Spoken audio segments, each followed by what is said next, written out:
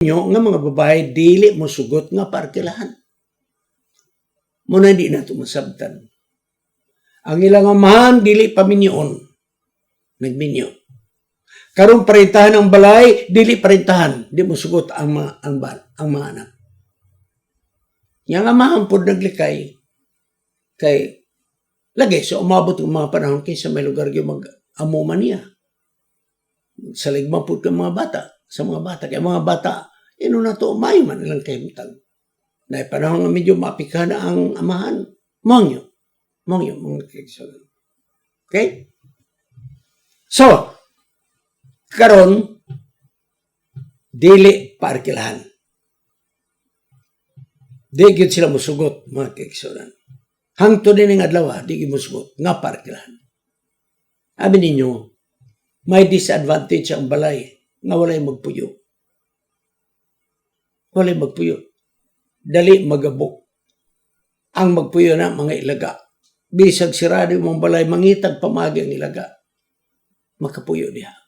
Unya, dali bukbukon ang balay nga walay tao, mga kaigsunan. O sa punak, mga kaigsunan. Di ba? So karon, kining asawa, ingon nga membro sa atong iglesia, na ngayon ako tambag. Ang pinakadako niya nga problema mo, kung saan niya pag-overcome ang iyang kasukog kayo, boss. Nagdila ba yun? Mo dilaab kay wa man niya ikapahungaw, mga kaigsunan. Di ba?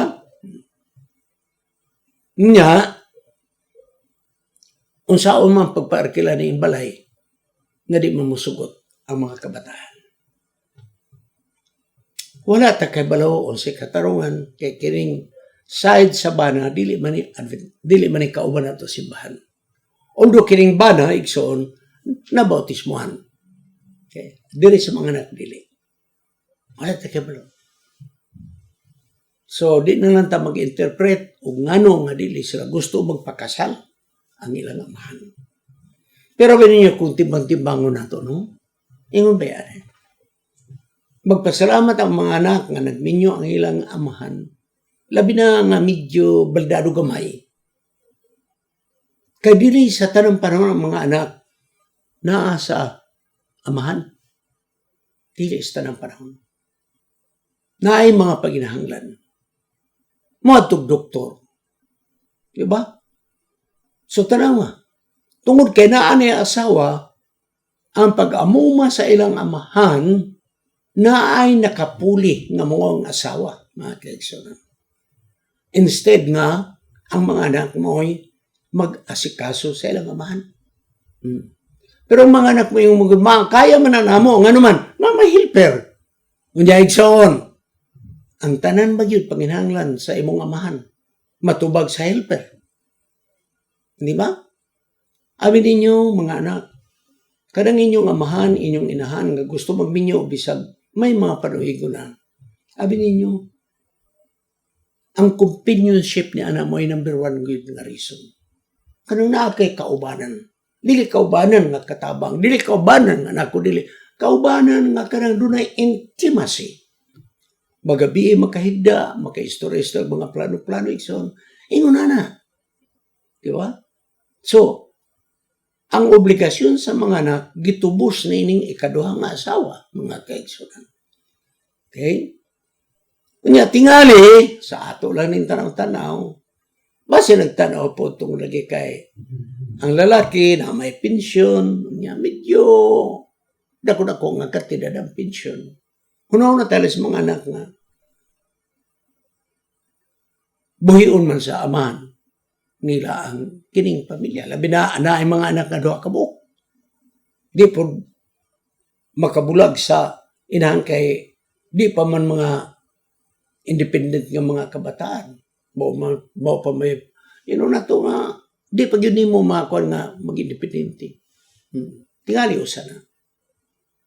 Sunod, tingali nagtanaw sila na propiedad basi unya og unsay mga kuha niya. Di ba? So, wala takablo. Wala takablo. So, na ako'y tambag na kaigsunan ni ining mong babae, kining atong membro sa iglesia. Mo ato kagabugado, mangutana ka, kanang imong pagminyo sa imong bana karon nga naa nay propiedad ug naay pensyon, unsa ang imong rights and privileges. Dili man ingon atong angkunon, pero kinahanglan may baluta o sa atong rights and privileges. Ingon na Ikson. Kaya nga kung gitanaw ba, kung pananglit ang bana mo unang pahulay, nanay kabtangan, kumusta man mga Ikson? Kaya nanganak man po sila. Nining ilang kami yung karon na may lang anak. Na ilang anak. So, mas maayos tingali mo at tugyog ka, abogado, mangutana ka daan. Nay among anak. Legal kini nga among anak. Kay bunga ni sa among pagpakasal. So, usumay ako katungod din niya ng propiedad. Kaya na may propiedad. In kaso. Diba? Anyway, dili mo ta mag-agpas niya na, pero mas maayos may baruta. Amin ninyo, legally speaking, kanang balay, dili makabuot ang mga anak. Kay buhi pa man ang amahan. Pag yung mapaarkilahan man, pero nasayod ko nga ang amahan, naglikay o kagubot batok siya mga anak.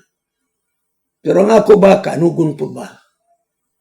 Kaanugon sa propiedad nga balay, nabiyaan lang nga walay tao, mga kaigsunan. Magabok yun na siya. Magabok. Whereas kung naay mag-arkila, magkatabang sa ilang panginabuhi. So, karon Ikson, ang ako ikatambag kanimo mo tumato ka abogado sa imong rights and privileges. Puring kaso, mo pahulay. Sa pagkakaroon, ang akong ikatambag kanimo na anang nagdilaab ni mga kasuko, mao nga imo manggisudlan kini nga problema, ino na to nga andam gyud ikaw mudawat kung unsa ang consequence. O ang consequence nini mo ang kaligut-gut sa mga kabataan. Pailubin na lang, itugyan na lang ang tanan ngadto sa atong Ginoo. Ang imong iampo Ginoo, nalayo naman ko sa ako mga stepdaughters, di naman ko makadungog sa ilang mga sinultian ng mga pag-insulto, tudloy ko nga di na ko mahinumdum sa dautan nilang gipang sulti. Tudloy ko nga dili ko makahinumdum sa ilang mga pag-insulto kanako. O Ginoo, tudloy ko sa pagkinabuhi nga walay pagdumot o gulay kasuko. Diara kita ko to mga kaigsunan. No? So akong rebihon ang akong tabag. Moadto tag legal aspect. Moadto gyud ka sa abogado kay minyo ka man. Nining lalaki ha. Diyan na mo yan. Di lang ko magsultig mahitungod sa pamalaod kay di man ko lawyer. Pero nagtuo ko na akay katungod mga kaigsunan. Na akay katungod. Moadto gyud kag abogado kay case magkaunsa. At least, nahibalo na usay imong marakang. May tungod na ng balay, pwede mo na markilahan, may makabot ba samahan, pero musamot ang kagubot sa ilang relasyon. Musamot ang kagubot, mga kaigsunan. Unya ang mag-arkila, di po mahamutan. Katingali, sige nagsunggal sa mga anak dito. No, planta ka bro. O tingali, imong parintahan, wapoy mo rin ta, kaya balong gubot po. Usan yan na. So, kanang balay na parintahan, dahil na lang na, mabuta rin ang panahon mo, tugot rin sila. Anyway, sa akong tanaw, mabuhi mo sa iyang pensyon. Mabuhi mo. Ayaw na mo pagplano o kung sa mga dagko, mga plano, mga negosyo ko pa, ayaw na. Ayaw na, baldado ng imong bana. Ayaw na. Mabuhi na lang mo sa iyang pensyon. Ikaw, asawa, kay basko ka mapaglawas, pwede ka maninguha kung ito ang paninguha. Kaya dili ka mahimo nga tanawon sa mga anak nga nagsalig ka o panginabuhi diha siyang pensyon. Mukayod ka taman-taman. Labi na kay naa kay imong anak sa unang lalaki nga imong gikapuyo nga duha ka buok. Dako na nga responsibilidad. Nya karon na ay inyong anak, ninimi mong bana karon. Ang ako lang alagae palanggaang imong bana ipakita sa mga kabataan nga wa nimo dagmali, wala nimo pasagdahi, wala nimo giabandon ang imong bana, imong giserbisyuhan. Kay pinaagis kaayo nga pag-ayo sa pagserbisyo nimo ngadto sa imong bana nan ang mga kabataan kisa na sayod. Makasabot ra gyud na sila nga maayo gyud ay nga naminyo ang ilang amahan nga na kanimo kay ikaw butan kapag kaasawa. Magabot alas pagtapos. Gamhanan na Dios nga naa ka sa mga langit. Tabangan mo kining imong anak karon nga nagatubang sa mga problema. Nga unta mahupay ang kasing-kasing sa mga anak sa iyang nga dili na sila magsulti og mga dautan. Kay ang gibuhat sa imong anak nagserbisyo og nag-alagad, ingon nga asawa nga to siyang bana. Nagkinahanglan kini og pag-alagad nga puno sa gugma, nga puno sa pagmahal, tungod kay adunay mga kabaldahan ang maong bana. Tuguti sa Diyos, nga unta musugot ra kini iyang mga kabataan, nga marintahan ang maong balay, iyawat magkatabang sa panginabuhi nila.